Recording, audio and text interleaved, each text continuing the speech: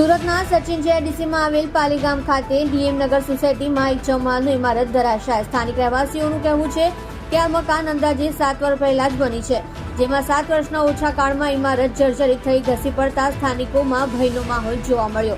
ઇમારત ધરાશાયી થતાં કોઈક લોકો દબાયા હોવાની આશંકા સેવાઈ રહી છે, જેમાં સચિન જેઆઈડીસી પોલીસ અને ફાયર અને મહાનગરપાલિકાના અધિકારીઓ ઘટના સ્થળે પર પહોંચી કોઈ દબાયા હોવાની તપાસ કરી રહ્યા છે. આપ જોઈ રહ્યા છો સોમવાર time news channel bureau report Surat.